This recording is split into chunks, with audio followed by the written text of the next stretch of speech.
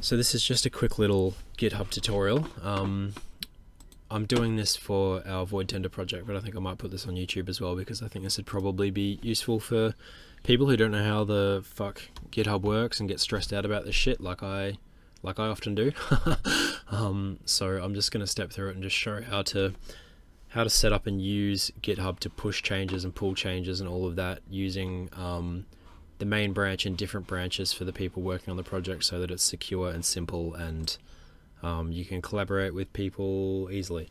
So to do that, I'm just going to create a new demo project and we're going to set up a repository and all of that. Hopefully this doesn't give me too much of a headache. I think I think it'll be okay.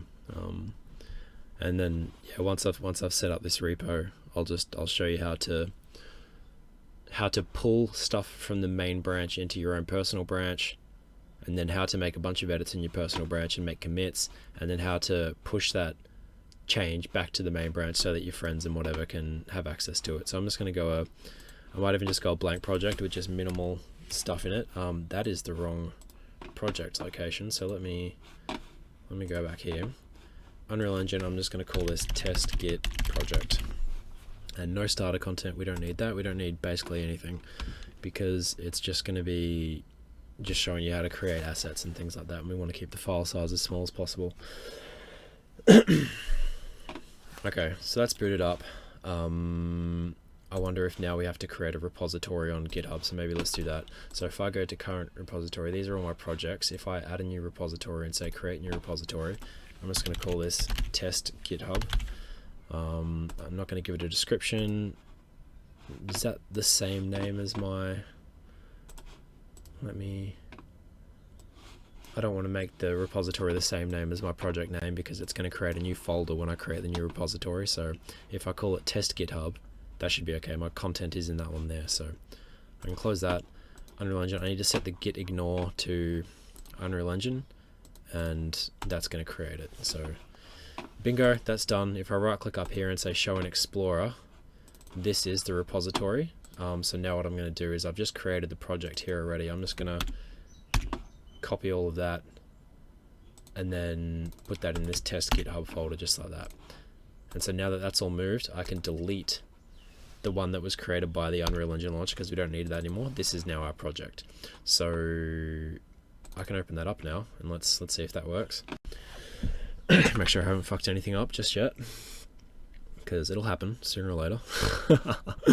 No, that seems to be fine. So if I close that now, and we go to GitHub, and you can see it's basically just created this is literally the project. This is literally all that's in it. There's nothing else in it, which is pretty wild. Is that actually correct? I would have thought there'd be more stuff in the content folder, but I suppose no, it's all just in the engine. Yeah, probably. Anyway, so that's the project. And so if I say init, like this is the initial commit, and then hit control and enter, testing GitHub, we're on the main branch. You can see we got the initial commit there, but then this is like the actual initial commit where I've put the project in. So now if we go ahead and make a change by opening up this in Explorer again, launching the project, this is how we can make commits. So if I jump in, it's not gonna, oh yeah, we got a player controller and that we can move around. But if I just create a new blueprint and call this BP underscore actor, drop that in the game, hit Control Shift to save. Oh, it's saving the map. So I'll just call this test map. It doesn't really matter where I save it, it's just all in there. So now if I minimize that, go back to changes, now we've got all this stuff here because I think that was a world partitioned map. So these are all like the different chunks of the map. I'll just call that first commit.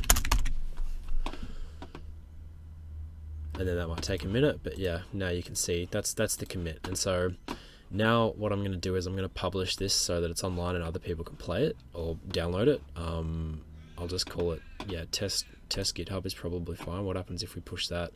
I wonder if it'll actually push. Sometimes if your project is too big, publishing the repository like this, it'll give you an error saying something remote timeout, which is basically GitHub saying your thing is just taking too long. you're not allowed to push that much at once because it clogs up the server and whatever. So what you have to do is, if your project is too big to push in one go, and you've got and it's usually this initial commit, it's like you commit your whole project, and if it's like 10 gigabytes or whatever, you have to, instead of doing one big commit and then pushing it to the origin, you need to go through your changes and highlight a fraction of them at a time, and then commit that once, and then push it to the origin, and then repeat for the rest of it until you've initialized the whole thing. Basically, it seems for me it cuts off at about 1 gigabyte. So you push 1 gigabyte of content at a time, and you should be okay. Now let me just pull up on my second screen. I'm going to go to GitHub, and I'm just gonna, I've got to log out of my Studio One, so just give me a second. Yeah, so once you've signed into GitHub and everything like that, and you've pushed your changes from the app, basically if you go to github.com, you'll have a list of your repositories here. So this is the one that we just created, test GitHub. You can see it's already there. So if you want people to get this, you've just got to go settings, go collaborators, and then you just add their email address here, and then basically they have access to the repository. And so if they open up their GitHub desktop app, they can select the main branch there and then click fetch, and it'll pull the files to their computer. But now, just to show you the branch setup, this is for my friends doing the Void Tender project. Basically to set up, I'll just set up a different branch here, and then I'll show you how to push and how to use them and all of that. How the fuck do I do it? I think if I go to branches just here, you can see that's the main branch. What we do is we might have one branch for me, and say another branch for Jackson's friend, I'll call that, or your teammates. The idea is that you have a different branch for each person working on a different feature. And so now that they're created, I might minimize that for now, and then if I pull open GitHub, what happens if I fetch? So you just saw that there were no other branches there, but if I fetch it and then click, you can see that we've got these different branches. So now these are different versions of the project. We've got Jackson and Jackson's friend, and since they were based on the main, they're going to be up to date with the latest version of the project. But so now basically I can do work in this, and make a bunch of commits to my PC, and then merge that back into the main so that other people have got it. But so let's say somebody else has made a commit on the main that I want to then pull into my branch. So I want to get the latest version of the main. So let me just close that right now and just fetch the origin again, just because it's good to close the editor before you fetch the origin. So let's say somebody is making a change on the main branch. This is how it would look. This is how it would look.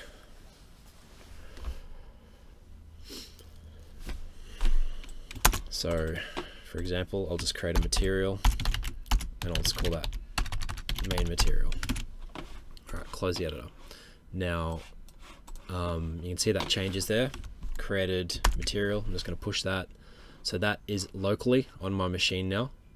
You got it just there, and you can see the little arrow next to it saying that it needs to be pushed to the origin. So I'm pushing this directly to the main right now. And so now what'll happen is if I pull open my project here and go to content, you can see the main material is just there. If I minimize that and switch to Jackson's branch, this is one commit. I've got to press fetch, otherwise it's not going to update the files on my PC. But now that I've clicked that, it's updated the files on my PC. This is now one commit behind the main, and now you can see that it doesn't have the new material in there. And if I open up the file here, you can see it doesn't have the material. And so if fetching the origin does nothing because it's fetching this branch here, we want to get the latest commit from the main. And so the way that we do that is if we go to here, recent branches Jackson, choose a branch to merge into Jackson. This is how you get the latest version of the main. So we're merging the main into Jackson, and you can see down here it's got a little summary. This will merge one commit from main into Jackson. So let's create a merge commit. Successfully merged into Jackson. And it's saying push origin because now we've got the material in here.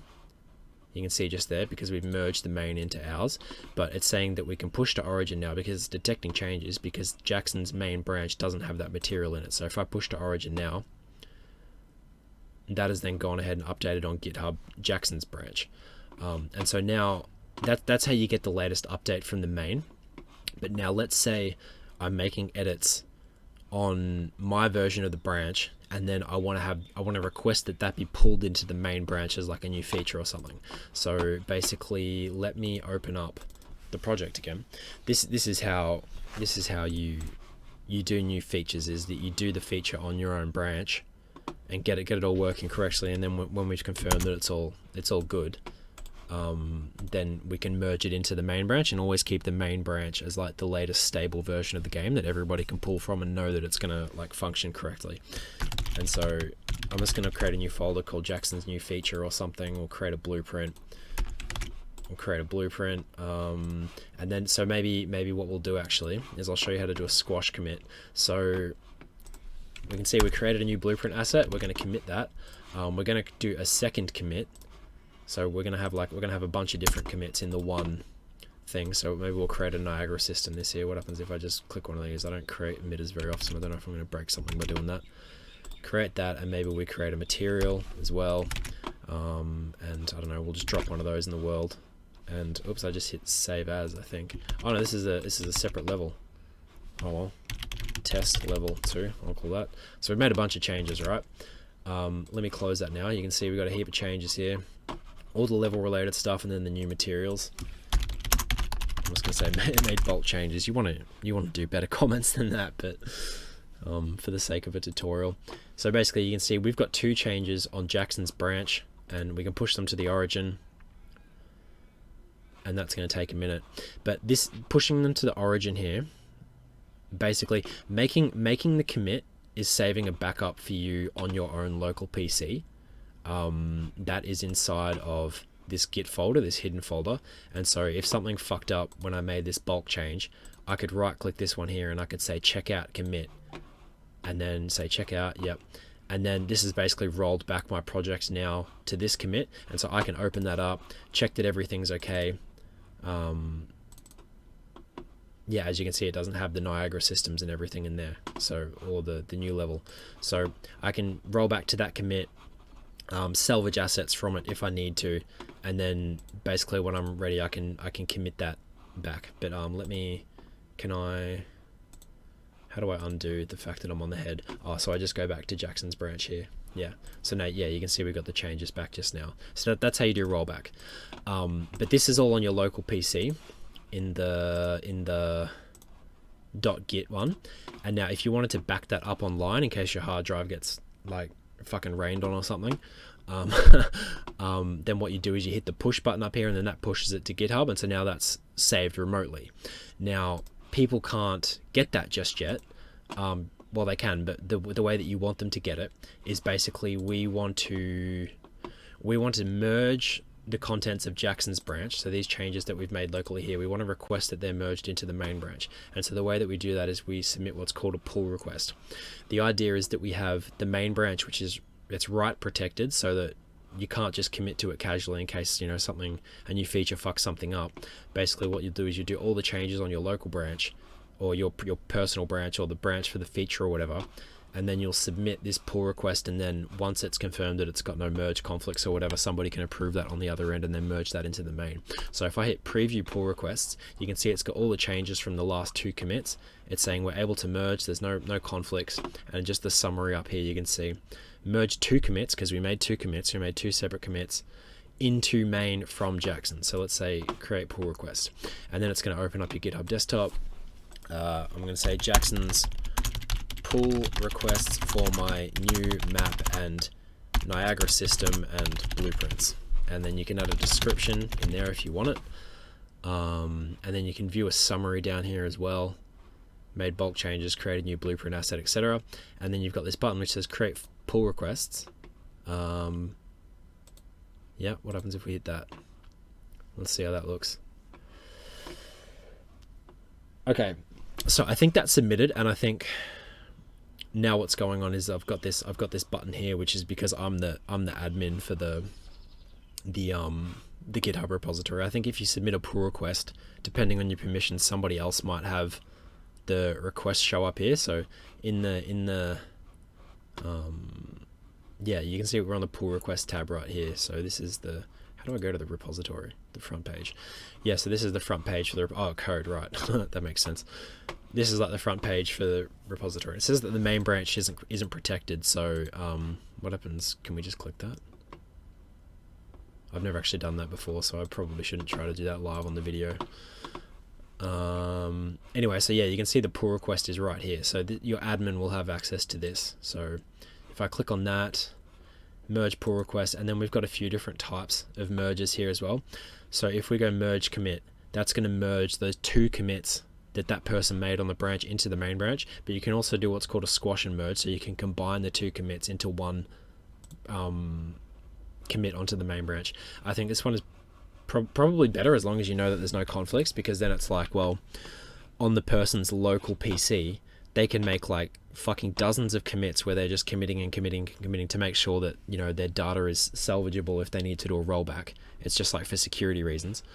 But then when you want to merge to the main and you know that everything's working, you might as well just squash all of those commits into one merge, which then you can call like, you know, the new feature. So for example, I just created like a new map basically. Like I might call this, you know, you want to name it after the feature basically, rather than the small incremental things that somebody has done on their branch. So new map is done. And then in the description, you might have the different commits here. That's actually quite a good way to do it. So maybe I'll put that down the bottom, and I might just say completed the first tutorial map or something. You know, that's a summary of the commit, and then you can view the changes down there if you want to do that. And then what you do is you just say squash and merge or whatever. And then you can see that's merged. So I can minimize that again. And now if we open up GitHub here, if we go to the main branch, I think the main branch is, oh yeah, we can pull, don't know what it's all about. Oh, so okay, yeah. So what happens was I just submitted the pull request to the main branch, and now it's just pulling the latest version. Yeah, it's got this is the thing just here. So the new map is done. And so if my friend wanted to get that now, so now we go to Jackson's friend branch, you can see it's only got just a handful of things. It's looking very different from Jackson's one, where we've got all those changes there, and it's looking very different from the main one. So if Jackson's friend wanted to get that latest version of the main branch, basically what you'd have to do is what we did at the start, which is you go down here and say choose a branch to merge into Jackson's friend. We want to merge two commits from main into Jackson's friend. Okay, and then you can see we've got the new map. I've got the new map now. That was the latest pull request. And so I can push that now, so that's backed up on Jackson's branch just here, and that's basically the workflow for using GitHub. You use this button here to merge stuff from the main into your branch, make all your changes, commit often in here, so you got, you know, a big history of things that you can roll back to if you need to, and then submit a pull request, which will then pull your changes into the main, and then everybody else can have access to it. So hopefully that makes sense.